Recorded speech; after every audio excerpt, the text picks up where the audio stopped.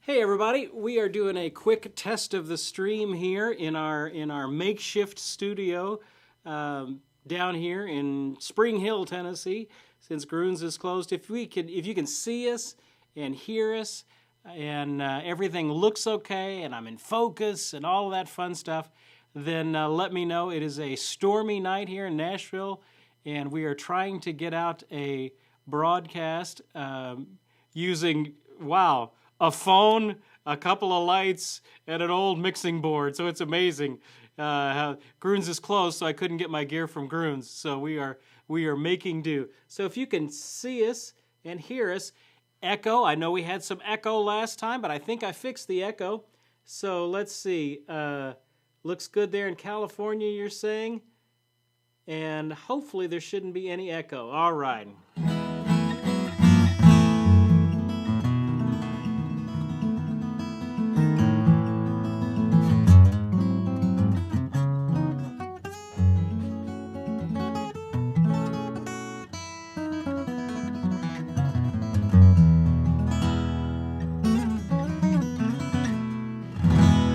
Looks like we've got it. All right, guys. Tonight's going to be just kind of a relaxed night, but a little slightly different night because I wanted to, I've taught you guys for a month straight, and so I'm going to teach you a little bit tonight too, but I want everybody to have their guitars. Tonight's a workshop night. I'm tired of just talking to myself. I don't know how y'all can stand me. I'm boring myself on this end. So we're all going to do this together. We're going to learn the fretboard together tonight. So make sure that you have your guitar with you, and we are going to just try and do this all together. So it's going to be more of a workshop than our typical live lesson tonight. So, but it looks like we have made connection and everything is fine. Doug is saying you can hear Steve and no reverb, and he escaped from work. Good. Yeah, Doug, man, you have been working crazy nuts hours. All right. Hey, we are going to get started the countdown here in just a minute. I'm glad we have made it this far. Yeah, it should be a great night. Tell everybody as they're coming in to make sure and have your guitars with them, because it's going to be really boring if y'all don't have your guitars with you tonight. Tonight's going to be an act where we're all doing it together. All right. Hey, we will see you guys in about 16 minutes. So appreciate y'all. We'll see you in a few minutes.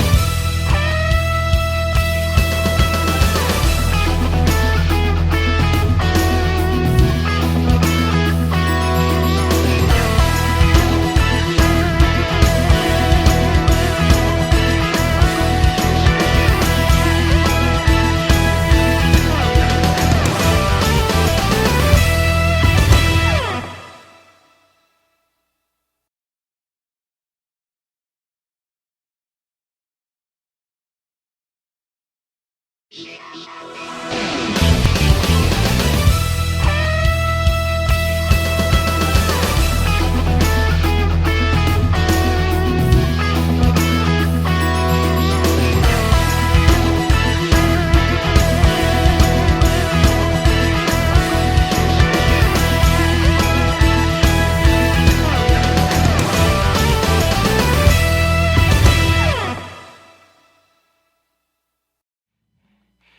evening, everyone. Hey, welcome to Live Lessons. Hey, I'm Steve Krenz. We are coming at you live from our other studio location here at our home.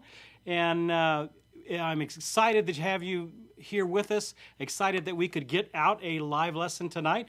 I hope you all are doing well despite all of the chaos that's going on in this crazy world of ours. I hope that you're safe and not too bored at your house, and most of all, healthy. So Groons is closed, so we couldn't get into Groons to have a live lesson. We were supposed to have Darren Aldridge, beautiful bluegrass IBMA Mentor of the Year. We're supposed to have Darren with us, and he couldn't make it out of, didn't want to travel out of South Carolina because his events that were here in Nashville got canceled. So, man, we have hit 4 for 4 on the live lessons of our guests. We had a whole month's worth of guests lined up, and nothing panned out. So I'm sorry that you guys have to keep up with me for another night. But I wanted to teach y'all something, and I wanted this to be a little bit different. We had some questions about how to learn the fretboard of the guitar. So that's what we're going to talk about tonight, is memorizing your fretboard. But to get us started, if you can, type in where you're from, and I will try and read from way over there. Yeah, I'll take that as large as you can give it to me. There you go. We're getting closer. Jefferson City, good to see you. Connecticut, good to see you. Boston, Skip, Jackson, Tennessee. Dom, it's good to see you, Dom. I hope you're doing well. Hey, our wonderful moderator, Doug. Y'all give Doug some love. Doug is one of the unsung IT heroes that has been trying to keep everybody online for his business as everything switched over to online. So he is one of the guys that has been pulling a lot of hours trying to make this whole thing work. Jack in Austin, good to see you. Ted in New Jersey. Greg in, let's see, oh, they're coming too fast here. Woodbridge, Canada. Tim, I see Aloha from Hawaii. There you go. Doug, good to see you. Tim, Dressler, Grandpa Joe, man, all you crazy folks, it's good to have you here. I'm honored that you would blow your evening with us here. Everett, Washington, Larry, take care there in Washington. Y'all are one of the hot spots. You poor guys in New York and Washington and California, y'all are getting hit. Not as much as here in Tennessee, but you guys are really getting it. So, hey, last week we did a live lesson. Pulled it together with our kind of shoestring. All of our gear is at Groons, which I have been unable to get to. So we have had to kind of make do with just the gear that I had here. So we had some audio problems last time, but I put up I put the corrected lesson up on YouTube. So if you have not yet seen that lesson on 15 ways to master scales on the guitar, check that out. That's from last week, and we put it up probably around Friday or Saturday, and I think it's got close to 2,500 views since then. And there's a little PDF that goes along with that. So, and the links are in that description. But tonight's going to be a little bit different. I'm tired of just talking at you as a monologue. I want us all to do something together. So I don't know if this is going to work. Hopefully it will. I don't know. But I want you, if you can, go grab your guitar. And let's all have our guitars. This is going to be more of a workshop than a teaching thing. So we're all going to learn together. I can show you about learning the fretboard, but it's not going to mean anything unless you do it. So we're all going to do that together. So I'm going to play an opening song here, and then while y'all are going to grab your guitars. So go ahead and grab your guitars, and we'll get going here. Let me check my tuning here since we haven't... We put this together so quickly. All right, last time I did Winnie the Pooh. and hardly anybody heard it because it was all with the echo. So we're going to try Winnie the Pooh again. All right, let me turn that off. That's bugging me already. All right, let's try that. 1, 2, 3.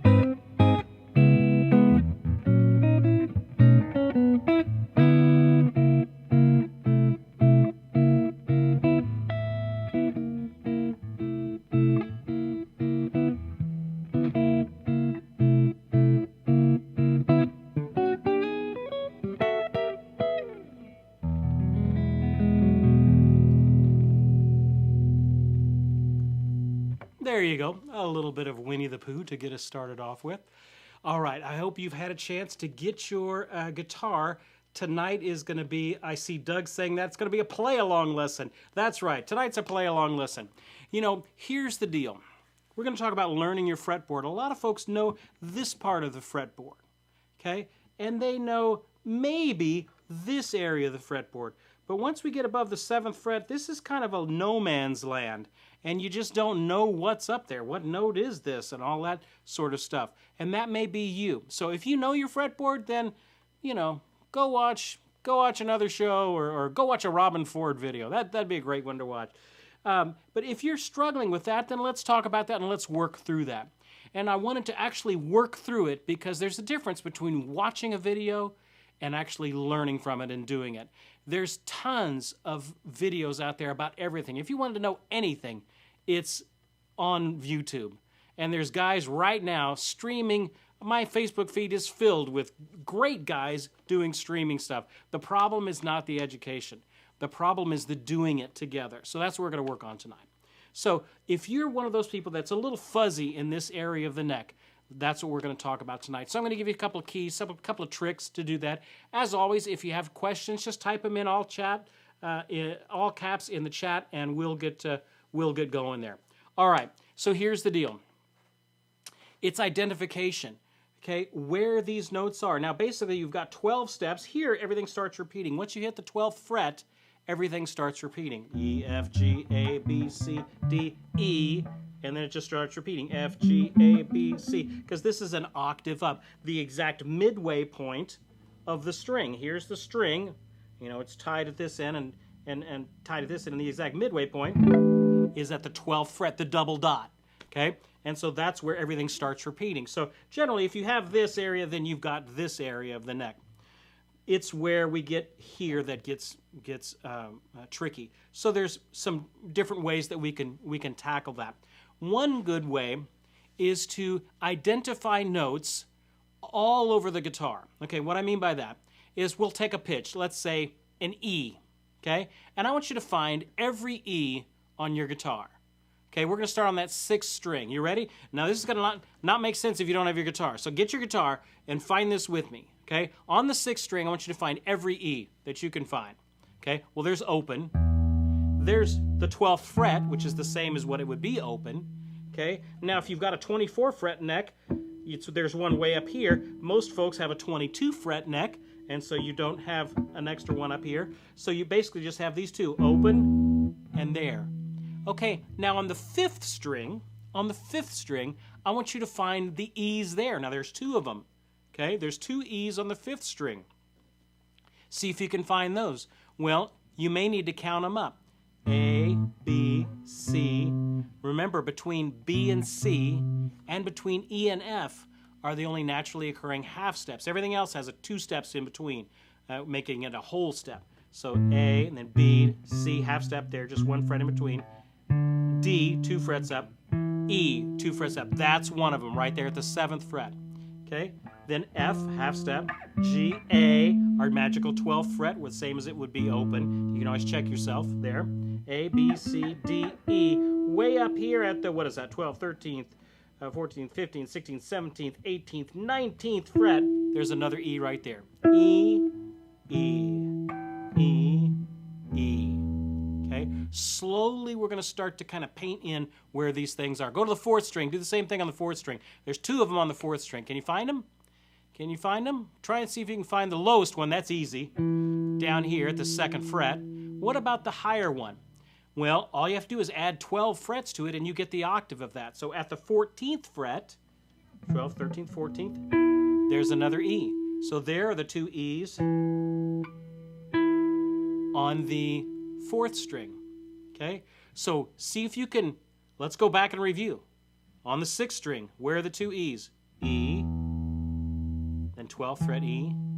On the 5th string, there's 2 E's, 7th fret. Find it with me, and then way up here at the, 19th fret? There's another one there. On the 4th string, we've got it at the 2nd fret. We've got it at the 14th fret. Okay, you're doing great. Okay, what about on the 3rd string? Okay, there's an E here. Let's count it up. G, A, B, half step to C, D, E. So there's one here at the 9th fret on the 3rd string. Okay, and then way up here, almost off the neck, probably what is that? The 21st maybe fret would be another E. Excuse me, way up there. All right, what about the 2nd string? We have B, half step to C, whole step to D, E, there's one there at the 5th fret, okay? And then there's one way up here, 14 frets higher, or 12 frets higher, at the 12th, 13th, 14th, 15th, 16th, 17th fret up here. All right, one last string to go. This E is the same as it would be the low E. So we have it open and we have it at the 12th. There you go. Congratulations, you have found every E on a guitar. Not most of them, you have found every stinking one, okay? Unless you get into harmonics and things like that. We're just worried about finding the notes at this point. All right, good. Now, you did it once, you've conquered it, you've learned it. No. Don't think that way. You've done it once, great. Now let's do it again, okay? E. Where's the other one? Fifth string, where are they at? Right there at the 7th. Then way up here at the 19th. Down here on the 4th string, the 2nd fret. 14th fret. On the 3rd string, 9th fret. Then way up here, almost off the neck. B string, we've got it at the 5th fret. And at the, 17th up here. Open E there. Now, there you have found every E on the guitar, okay? And you've actually done it with me, okay? Now, go backwards. We're going to do it in reverse. Start at the high E, okay? And then go down. Then where are they at on the 2nd string? There's one way up here. There's one over here. On the 3rd string, right there. I know I'm going a little bit faster. Oh, there's one way up here. I forgot that one. On the 4th string, we've got here. Then we've got here. Then we've got way up here. Then we've got here. We've got here. We've got here. Remember that game you used to play when you were kids? And you'd put all the cards or whatever, and you'd flip them all over. You can't see. And every one of there'd be pairs for every one of them. And so you'd flip over one, and you go, okay, well that's, cherries or whatever. And then you'd flip over some more, and then you'd find another one that was its match way over here. What we are doing with this sort of an exercise is we're flipping over cards. Oh, there's an E. And I remember, as I'm going through other stuff, that E is now there.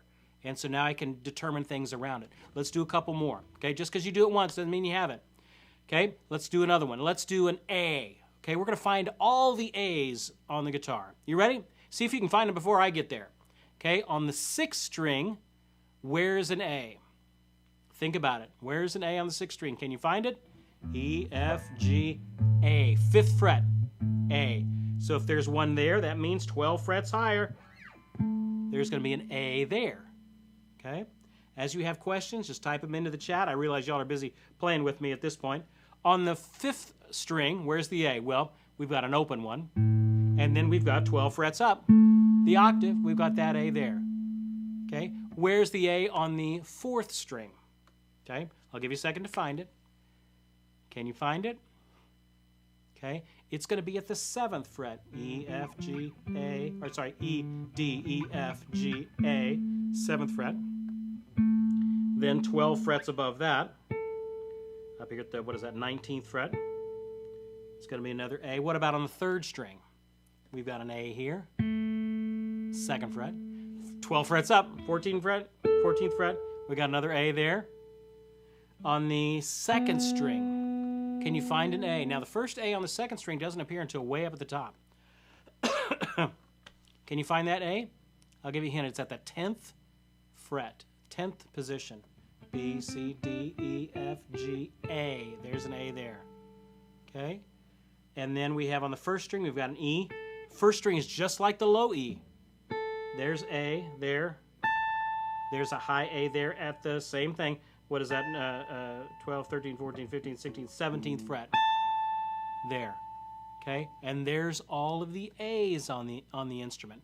That's one way to do it. Now, I could take you through all the things, but you get the idea. That's one way to learn the notes on the neck of your guitar. Now, a lot of you, or not you, but I mean a lot of times folks will go, I want to learn the notes on the guitar. I want to learn all the notes on the guitar and show it to me in 5 minutes. I can't show it to you in 5 minutes. It takes about 100 times of doing it, okay? So it doesn't work like that, okay? I can show you the mechanics of it in 5 minutes, but you're not going to learn it in 5 minutes. You got to fiddle with it and mess with it and sit on your bed and get frustrated with it and do it about 100 times, and then you start finding the matches between them all. Remember when you were way back when you were learning your multiplication tables, right? And you struggled and struggled to learn how to do your multiplication tables. It wasn't like I could just show you the chart and go, well, 12 times 12 is 144. And you go, okay, I get it. There it is. No, you had to work with it. You had to think it out. You had to solve that problem again and again and again and again, and then you started to get it. Ding, ding, ding. That's how guitar works. I wish I could just tap you on the forehead and give you all the knowledge. I'd be a wealthy man, and you'd be much happier, I'm sure. But it just doesn't work that way. You got to carve it out for yourself. Everybody's got to carve it out for themselves. That's how this works. So you can do it, but you got to do it 100 times, and then you'll get it. So even just that dopey little find each note on the string exercise, I guarantee you spend 5 minutes of doing that 7 days in a row. By the end of that week, you're going to have this down a whole lot more. Okay? Now, does that mean everything you're going to immediately all know it? Probably not, but you're going to have a whole better idea of what's up here. But here's what happens. We watch a video for 5 minutes, and then we forget about it for the week, and we go, I always wanted to learn that. All I got to do is sit and piddle with it. Okay. Dave C. is asking, how important is it to learn notation? Okay. Great question. Here's the deal. Notation, as a guitarist, there's only certain situations that I actually see notation. I was playing a Broadway musical 2 weeks ago and, was reading a 3/4 of an inch book with 140 pages of there wasn't a chord written in the book. It was all note reading. And, hey, I was playing bass, so I was reading 140 pages of bass clef. So in that situation, you need to know how to read. Okay? In an average, you're playing with some buddies, you got a blues jam, you're playing at church or whatever, or you're doing a bluegrass jam, chances are you're not going to see written music a lot, okay? But Steve, that means I shouldn't worry about written music? Wait. If you're interested in learning about music, you need to know the language with which music is talked about, and that language involves notation. So I can't really explain to you why in the key of C, if I wanted to do a 2-5 going to the 4 chord, which would be a G minor, a C7 going to an F, and what notes are in each of those, suddenly, whoo, I've gone way beyond your skill level, not because you can read it off the page, but having the notation language inside of you helps you assimilate all of the chord and harmony knowledge that you're going to need to know. Do you need to know how to read music? No. Okay? Is it really helpful? Oh, yeah. I mean, can you navigate life and being illiterate? Can you figure out how to walk across streets and what signs mean? Yeah, you can. Is it going to be a whole lot easier if you knew what those letters were? Yeah. Same thing with music. So don't shrink back. Oh my goodness, it's some unknowable thing that I'm never going to be able to learn. You kidding? No. Kids in elementary school learn this in a couple of weeks. Okay, so it's not like it's hard. It just takes a little bit of effort. Are you going to be slower at it than you were if you would just play? Yep, you are. Wrestle with it until you get it down. You don't need to be able to read a Bach concerto. You need enough to be able to pull music off the page of your, you bought a songbook or whatever, if your favorite guitarist, be able to pull it out there. Ready? That's enough of me yabbering. Let's get back to playing. Okay? That's one exercise, naming the notes on the guitar. Here's another exercise. Let's say I have a little melodic line. So let me just give you a little melodic line.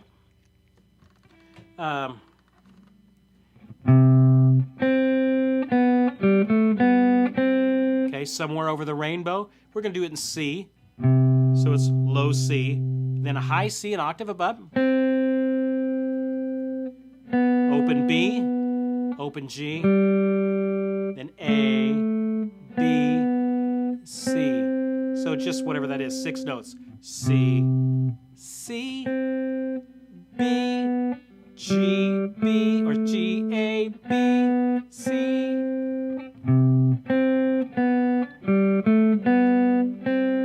Remember those scale things that I taught you last week about a large jump and then a stepwise motion after that? There you go, right there. Okay, one more time, let's practice it together. C, C, B, G, A, B, C. Okay, there you go. That's the lick. Now we're going to play that in a bunch of different places. Now let me blow your mind for a second. You can play that with any finger in any position. Okay, what do you mean by that, Steve? I mean, I could go first finger on the 6th string. Where's my C? There's a C. So I'm going to play. Then that makes my high octave C to be on the 4th string, right there at the, what is that, the 10th fret. Step down. Okay, there I did it.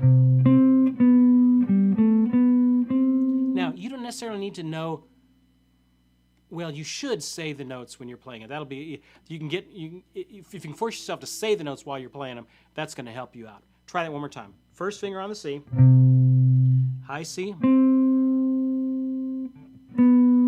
B, then I've got to either jump all the way down, but that's going to be a big jump, so I can just do the note right underneath it. 10th fret on the 5th string, G, A, B, C. What if I did 2nd finger on that C?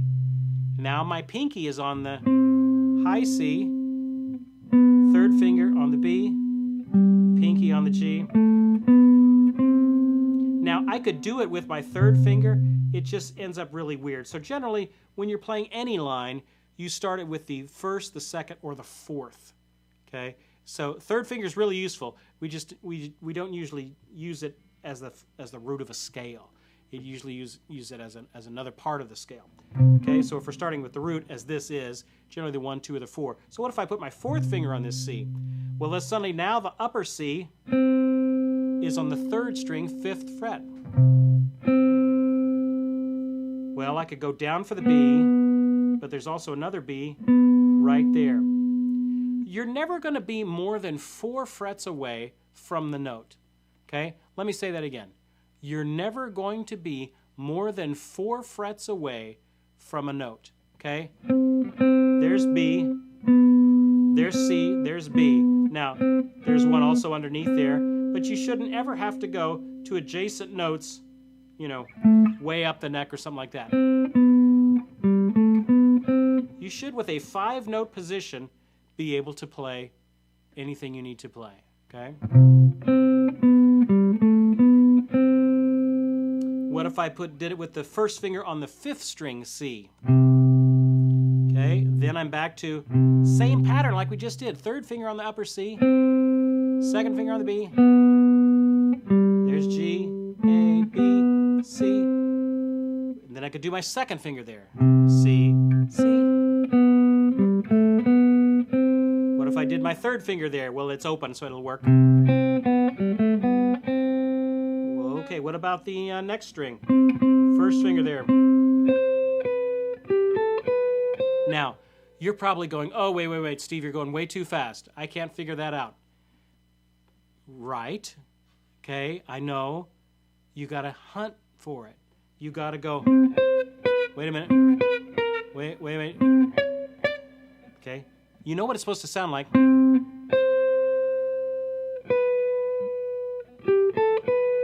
That's why I picked a familiar melody, because your ear will tell you if you're doing it. Oh, that's wrong. So now we're not only learning the notes by the pitches like we did first of all, and the note names, but we're also learning the notes in relation to each other. When I'm standing on this note, that other note is right there, or it's down here in this octave. So I'm learning the relationship between notes. So that's a little key. You can take a note, a melody, happy birthday, somewhere over the rainbow, I don't care, your favorite song, it doesn't matter to me, okay? Figure out the first 4 or 5 notes to it, and then try and play it every possible way on the guitar. Oh, Steve, that's going to take me forever. Yep. Welcome to guitar. Let me be the first one to welcome you to guitar. It doesn't happen in 5 minutes. Okay? It happens with trial and error, and eventually you get better at making better choices. That's what it's about. Okay? You're going to stink at first. Don't let that faze you. You'll get better at it, and eventually you start making better choices. You'll go, I know it needs to go up, but I'm not sure where, but, oh, I hit it. How come I hit that? When I was guessing, because I've done that 100 times, and I just have a feel for it by then, okay? So the problem is that we don't practice things enough, okay? So we do this little exercise with me, and then tomorrow we forget all about it. if you would just do it tomorrow and the next day, you do it tomorrow, it's going to take 20 minutes. You do it the next day, it's going to take 15 minutes. You do it by the end of the week, you're down to as fast as you can play it. You're able to do the exercise. That's how it gets done. I wish it was prettier than that. It's not. It's ugly and frustrating, but that's how you really learn, okay? So you can either embrace that side of it, or you can sit on your bed and wish you were a guitar player for the next 20 years. And that's how it works. So learn to embrace the practice room. That's where the real work gets done. Sorry, didn't mean to fuss at you. I'm not really fussing at you. I'm just telling you that's how it is. A lot of folks think it should be easy, No. No, doesn't work that way. Okay, so that's one little exercise. We found each note, F. We found them on every string. We also then took a melody and we played it. Everywhere we could find a C, we played that melody. Now, some fingerings are going to be easier and more convenient than others, and some are not going to be very convenient at all. That's okay. That's why we do various fingerings. That's why sometimes it's easier to do things. It's much easier here in the 5th position than it would be, let's say, in the 8th position. I still have to do a big stretch in order to do that. All right, that's enough of me yabbering. Let's give something away. I wanted to give away, this is a Van Larkins, our good friend Van Larkins. All of these wonderful artists that come through are now without gigs. So support them in every way possible. I saw Trevor Gordon Hall, our good friend Trevor Gordon Hall, offer a Facebook thing. He said, if you want me, this is phenomenal to me. The hearts of musicians are amazing. Trevor Gordon Hall, brilliant. He said, hey guys, if you want me to play a lullaby for your kids as they go to sleep, just private message me. I'll have a little PayPal thing there. You can pay whatever you want. And then I will play a lullaby for your child to sleep to tonight. Come on. Are other professions doing this? I don't think so. The musicians, if all of this chaos has done one thing, it has renewed my belief in musicians again, that we are an important industry for reviving the hearts, refreshing the souls of people. This is a Van Larkins CD. Someone is about to win this. The winner of this is, I can't read it, Radnil Guitar? What does that say? Red Rail Guitar? You've got it written over there. Okay, Bull Hunter 45. Sorry, I was looking at the wrong screen. Bull Hunter 45. You have just won a Van Larkins fingerstyle CD. Send me your information at service@guitargathering.com and your mailing address, what you won, things like that, and we'll get that out to you. Okay? All right, cool. All right, hey, I should play something else, huh?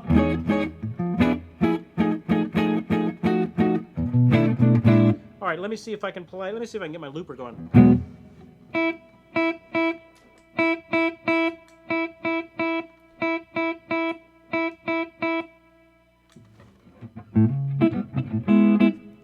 Okay, let me see if I can play some. I see if I can get this to work. I haven't practiced this. 1, 2, 3, 4.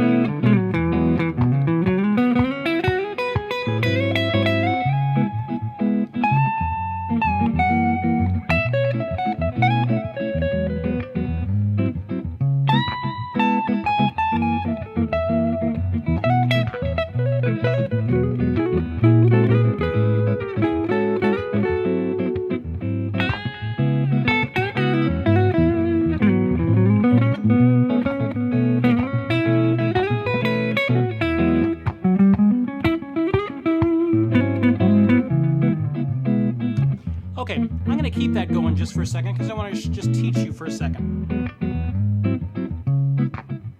Okay, so what is that? That is Isn't She Lovely? Okay, so let me just tell you what the chords are. There's an A, then to a G sharp augmented, C sharp minor, to an F sharp major, then kind of an F or an A with a B in the bass, to an E. It's in the key of E.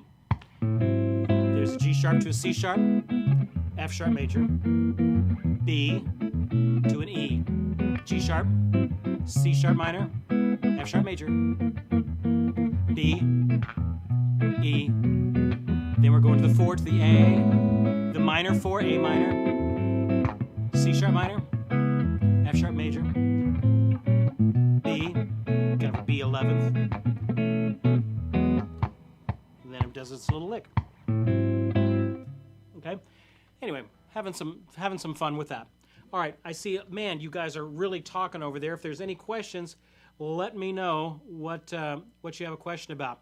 I wanted to leave a little bit of time to discuss one more concept with you. Let me give something else away. Before I do that, let me give something else away. This is from our good friend Colin Hill. This is his CD, String Stories. The winner of this is Stephen McCrory.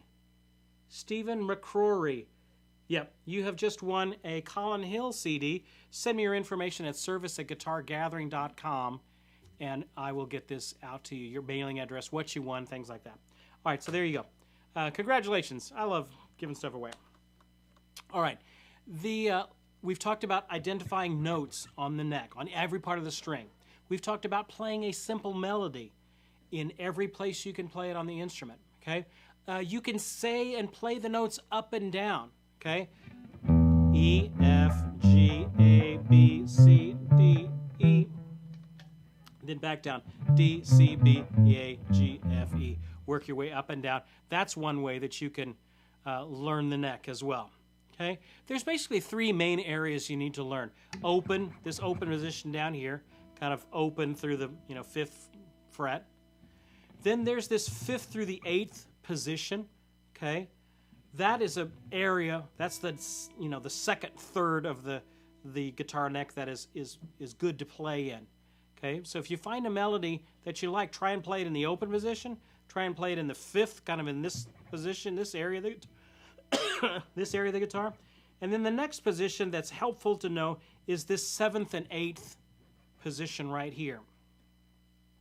Generally, if you know the open, the 5th, and the 7th position, 7th and 8th position, this area of the neck, you've pretty much got your home free after that. Because 10th just kind of relates to 12th, because you're right there. So if you can get this area, and this area, then you're home free, okay?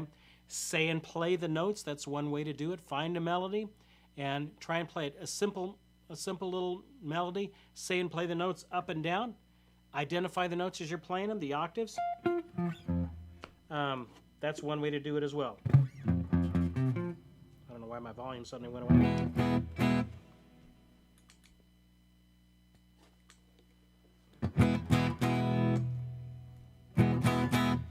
There you go. Well, we'll figure it out. All right. So that's a couple ways to learn. You know how I learned this area of the neck? Because I remember I was being in high school and I was frustrated I couldn't learn that part of it. You know how I learned it? I learned it by doing 3-note on a string scales.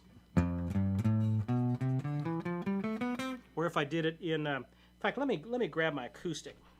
That might be easier to do. So I'm going to grab my acoustic here, Connor.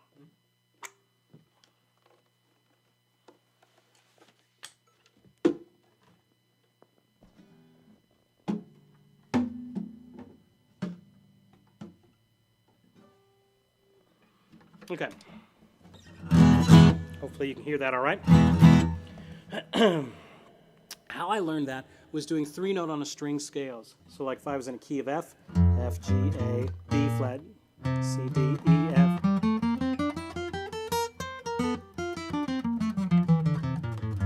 And there's 7 different positions that you have to learn all the 3 notes on the string scales. It seems like it's an immense task, and it took me all summer long. It was probably like my junior year or my sophomore year of high school, and it took me all summer long to learn those stinking 3 note on the string scales.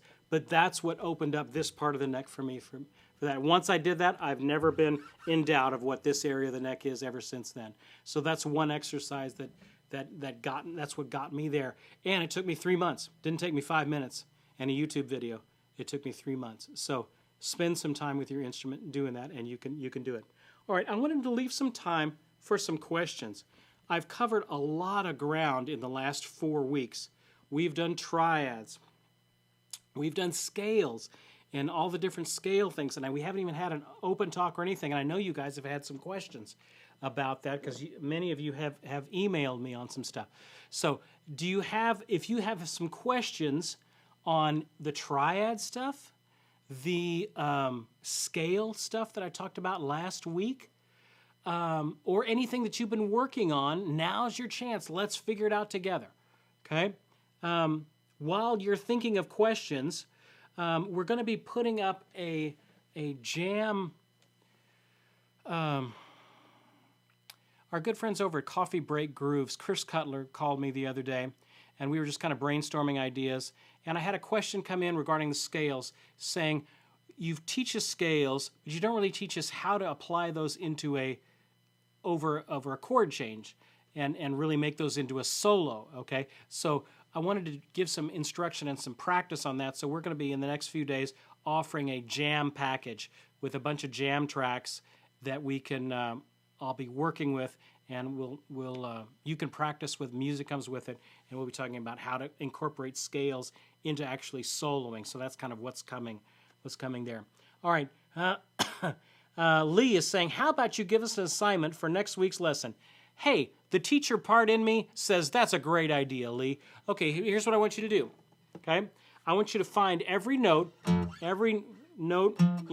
of this scale, or every note. Let's do. Well, of course, you could do every note, like F, F sharp, G, G sharp, A. That might drive you nuts, though. Do it. Let's do it. I think if you did it for like let's say every note in the C scale. Okay, find every C. It's kind of off the neck there. C, C. There's only one there. C, C. Then I go out and I'd find all the D's. D. Then I'd find all the E's and the F's, the G's, and the A's, and the B's. Okay, if you find all of those, and it's going to take you, 15 minutes first time you do it, but if you can get that down to where that's as fast as you can do it, then you're home free. And once you can do it where you find all of the, let's say C's going all the way up the neck, and then all the way down, then switch where you go all the way up, or let me find F's, that'd be easier. Sorry. That one goes off the neck there. Okay, so there's every F. I found every F. Now, I'm going to go to an E. I'm going to switch.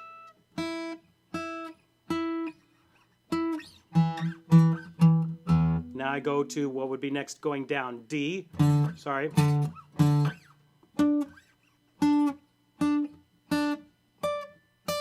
What would next be? C. So I can maybe do those up here.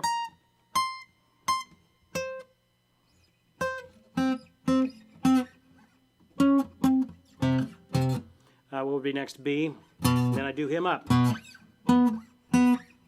And you see how I'm switching directions and switching notes every time I go up. That's a good little exercise to do.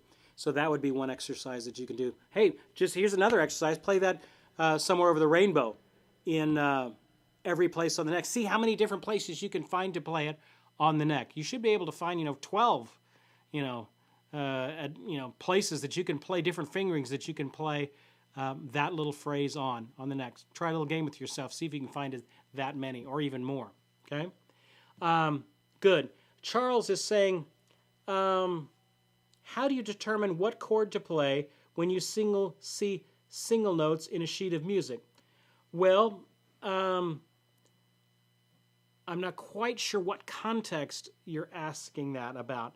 Like if the melody is, and I just had the melody and I didn't know what chords went with that, then, well, you don't really know. There's 100 different ways I can harmonize that.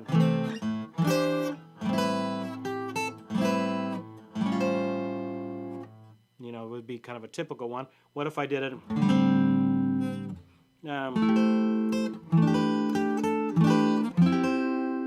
Okay, so I've switched the chords around. What if I went to completely weird?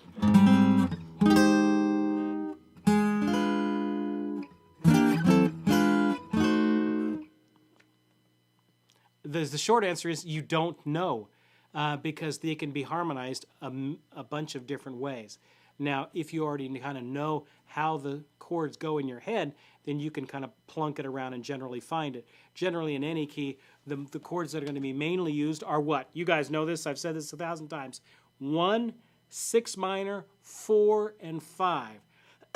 You could pretty much boil all the music you hear on the radio and most every country song you've ever heard can be boiled down into 1, 6 minor, 4, and 5. Occasionally they might throw something else at you, but you're going to hear that a lot. So that's some ways to do that. Okay, Skip Russell is saying, how do I relate arpeggios and triads and scales that you have demonstrated? How do arpeggios relate to the triads and scales that you have demonstrated? Great question. Okay, how would I relate? Well, let's do it this way. Okay, so let me get my track going here again. And I'm just going to do a little progression. Oh, that's going through my electric. It's not going to make any sense. Okay, so if I'm doing a progression that's maybe C, A minor, F, G. So just those chords. C, 1, 6 minor, A minor, F, 4, G. Okay, so those are my chords. How can I relate it?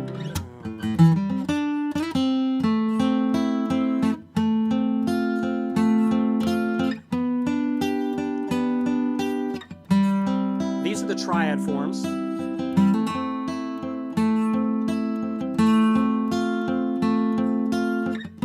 I'm just going to the nearest triad form. What if I keep working my way up the neck?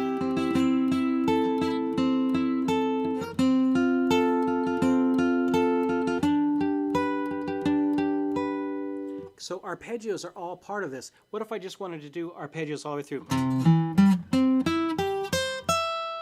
And then I go to the A minor. What does it go to next? F. Then G. G7. So I'm working my way up and down. It takes a lot of mental energy to kind of figure out those arpeggios and do them that fast.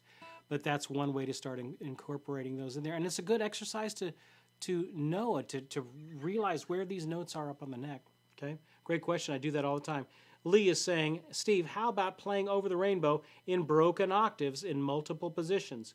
I'm not quite sure what you meant in broken octaves, but...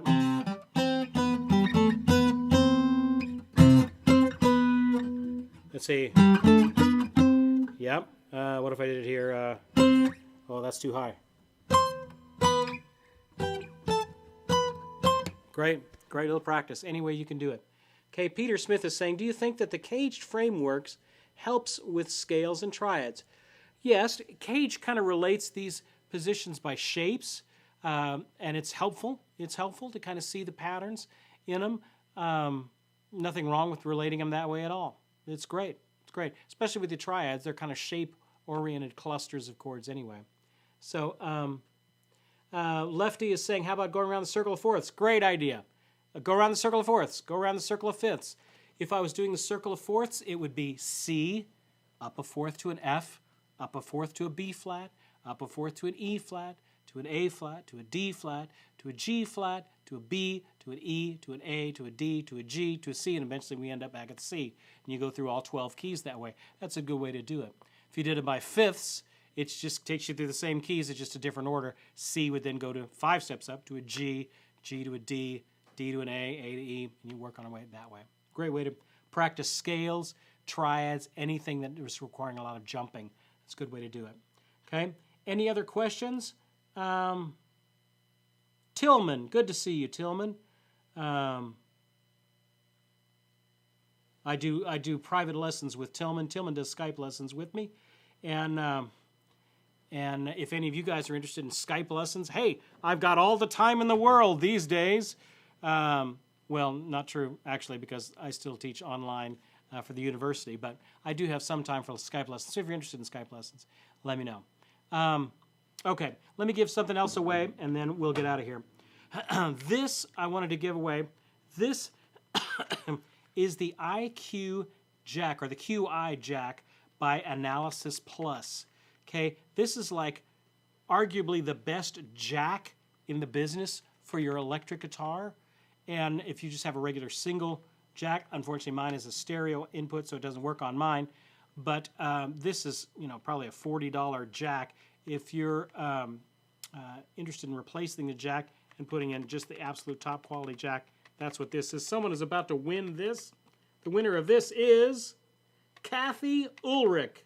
Kathy Ulrich, you have just won this. Send me your information at service@guitargathering.com, and we will get this out to your mailing address and all that sort of nonsense. All right. I don't know if we're going to have a live lesson next week. Everything is in such flux. I have no idea. I was thrilled that we were able to put one together tonight and to be able to do one for you. Hey, if you're interested in diving deep in the scale work, check out the fretboard workouts that I did on Major Scale Mastery. I did a fretboard workout 1 and a fretboard workout 2 on that. If you're interested in really diving deep on that, and it takes you through 3 different workshops, not me just blathering the information to you, but actually taking you through it. And that's what's really helpful about those. So if you're interested in that, those are there for you if you want to make yourself available of that. All right, that's enough about that. Let me see if I can just play something out for you. Any last minute questions? Lee is saying this week was really great. Thank you so much. Oh, let me also say, I wanted to thank you guys. You guys have, so many of you have emailed me, and when the tornadoes were coming through, you have emailed me and asked how me and my family were doing, and we did fine with all that, although we did know people that have lost their homes. Very sad, very tragic.